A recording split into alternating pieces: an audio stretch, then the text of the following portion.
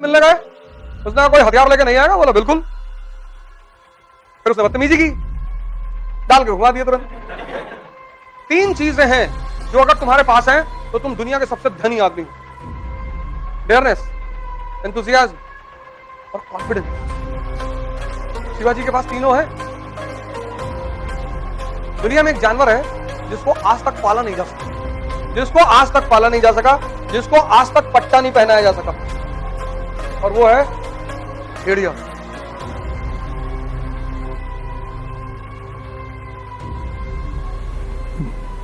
जय हिंद फ्रेंड्स। तुम जब भी गुलामी करोगे, जब भी तुम गुलाम होगे, तो उसकी बस एक वजह होगी, तुम्हारी आंतरिक कमजोरी। दुनिया में एक जानवर है जिसको आज तक पाला नहीं जा सका। एक जानवर है जिसको आज तक पाला नहीं जा सका, जिसको आज तक पट्टा नहीं पहनाया जा सका, और वो है भेड़िया।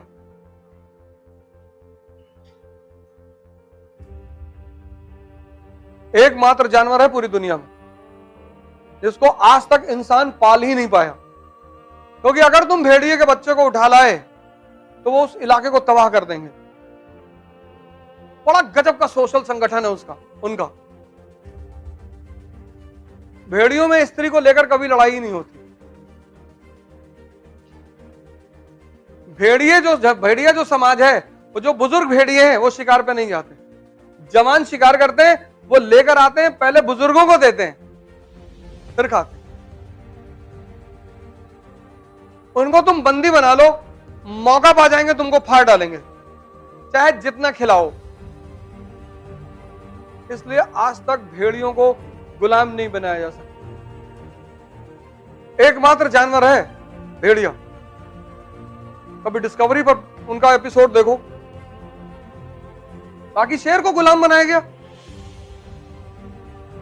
चाइना वाइना में तो बच्चे हैं, वो नचाते हैं शेरों को।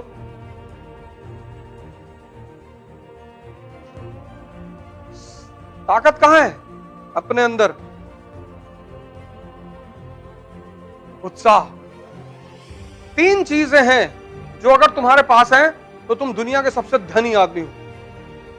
एक, डेयरनेस, तुम रिस्क लेना जानते हो। 98% लोग डर मरे हुए हैं। भैया मान लीजिए आईएएस की तैयारी करें और नहीं हुआ तो एमएलए का चुनाव लड़ जाना। अरे ऐसे थोड़े होता है भैया।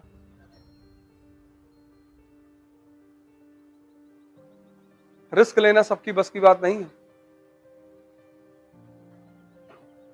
है ही नहीं, हमें सिखाया नहीं जाता डेयरनेस। दूसरा, एंथुसियाज्म, उत्साह।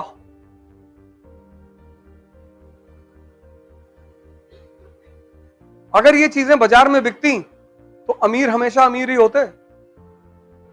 वो इस पे मोनोपोली कर लेते और सिर्फ अपने बच्चों को खिलाते एक टेबलेट, ये ले उत्साह का टेबलेट खा ले।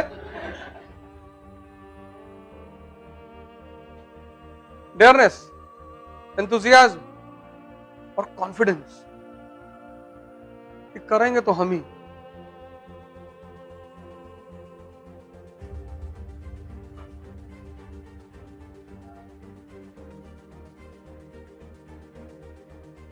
शिवाजी के पास तीनों है। औरंगजेब को पानी पिला दिया। पैसा नहीं है, पैसा दूसरों का लूट लिया उन्होंने। अहमदनगर, गोलकुंडा, बीजापुर, इनसे ले लिया पैसा। समझदारी कितनी बड़ी है। राजपूतों की तरह बिहेव नहीं किया उन्होंने, प्राण जाए पर वचन न जाए। अरे प्राण कैसे चला जाएगा? जो गलती राजपूतों ने की वो शिवाजी ने नहीं की। अफजल खान से मिलने गए, उसने कहा कोई हथियार लेके नहीं आएगा, बोला बिल्कुल।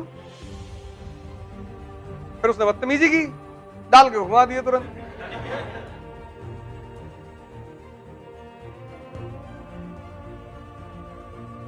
जो आदमी जिस भाषा को समझता है उससे उसी भाषा में बात करोगे ना। फिर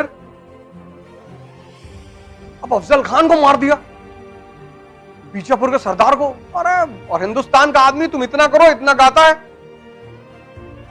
भैया अफजल खान का हाथ पकड़ लिए, छुड़ा ही नहीं पा रहा था।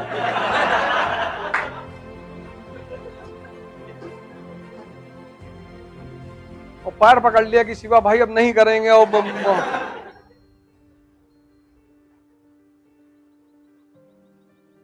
अफजल खान को मारे मारे मुगल सूबेदार का अंगूठा काट लिए। शाइस्ता खान, सोचो कितना बेइज्जती हुआ होगा उसका। कटा अंगूठा लेके दरबार में गया कि भैया उसको मारे ही नहीं, अंगूठा काट लाए। कि जाओ अपने बॉस को बता देना कि अगली बार तुम्हारा गर्दन काटेंगे और तुम्हारा बॉस का भी काटेंगे। लेकिन उस आदमी के पास एक गुरु है, रामदास।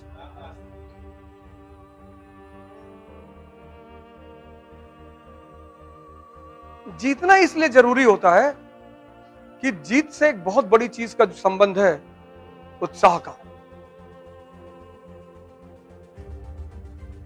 और जो हार के उत्साहित है वो तो भगवान है, उसको तो तुम हरा ही नहीं सकते। इसलिए मिडिल क्लास का आदमी बहुत परेशान होता है। मिडिल क्लास के आदमी को इज्जत का इतना डर रहता है जैसे लगता है कि मुगल बादशाह के घर के हैं। मिडिल क्लास का जो लड़का है उसके ऊपर इतनी चीजें थोपता उसका परिवार। तो देखो, नाक मत कटाना, अरे कान कटवा लो।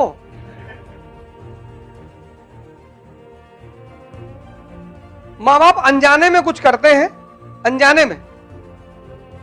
देखो भैया, हम लोग हो रहे हैं बुजुर्ग, बीपी बहुत हाई है।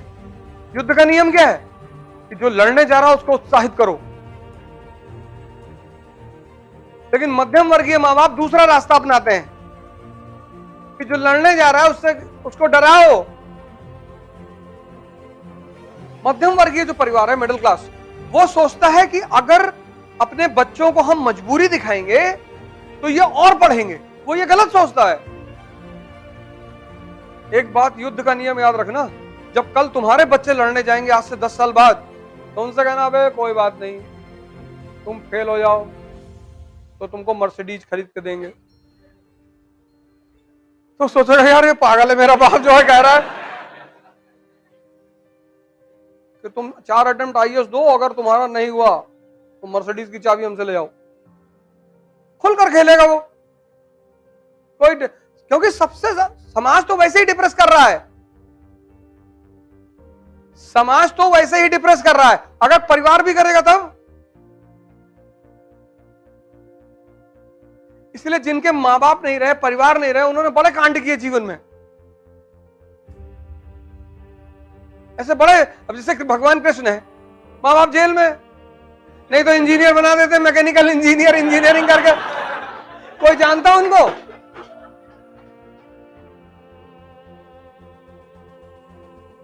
मां बाप का बस चले तो वो चाहते कि हमारे रहते तुम कुछ कर लो, चाहे तुम पीडब्ल्यूडी में क्लर्क ही बन जाओ। मां बाप की 2-3 तमन्ना बहुत बड़ी बड़ी होती है। एक, हमारे सामने तुम नौकरी पा जाओ, और दूसरी तुम्हारी शादी हो जाओ, हम तुम्हारे बच्चों को खिला लें।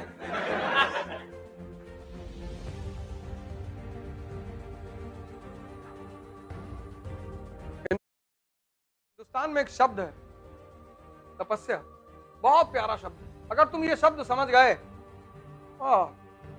हिंदुस्तान में शब्दों का ही तो खेल है।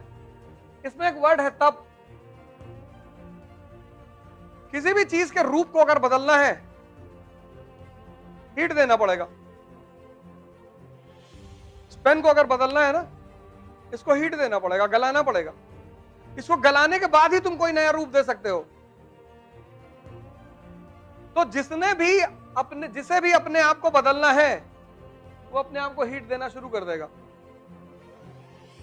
उसी को तप कहते हैं। तप यानी स्वयं को बदलने का रास्ता।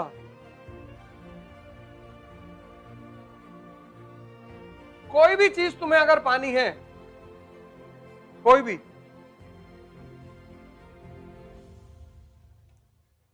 आईएएस तो बहुत छोटी चीज है। क्योंकि हमारे देश में तपस्या उन लोगों ने की जिनको भगवान पाना था, तो हमें लगता है कि तपस्या मतलब साधु नहीं। जिसको भी किसी बड़ी उपलब्धि को पाना है, उसे टेम्परेचर बर्दाश्त करना पड़ेगा। नहीं, वही फॉर्मूला ही है और कोई फॉर्मूला ही नहीं। इसलिए तुम चाहे जितनी बड़ी कोचिंग में चले जाओ, चाहे जितना पैसा खर्चा कर दो, अगर तुम खुद को बदलने को तैयार नहीं हो तो कोई भी कोचिंग तुम्हें सूट नहीं करेगी। तुम्हें कोई कुछ ना बना पाएगा बेवकूफ बनाने के सिवा। जो भी बनोगे वो तुम खुद ही बनोगे। इसलिए जब भी बड़ी बड़ी चढ़ाइयों पे चढ़ने की कोशिश करना तो एक बात देखना, दर्द हो रहा है कि नहीं। अगर दर्द हो रहा है तो मतलब चढ़ाई चढ़ रहे हो।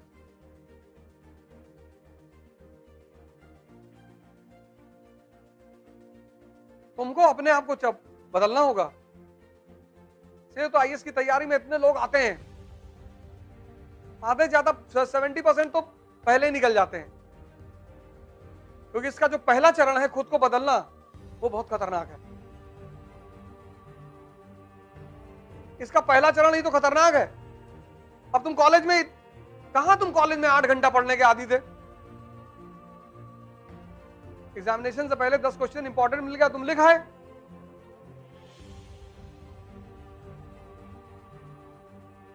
उसके बाद या तो तुम घर की राजनीति कर रहे हो या मोहल्ले की, और या गांव की, और कोई नहीं मिला तो प्रदेश की।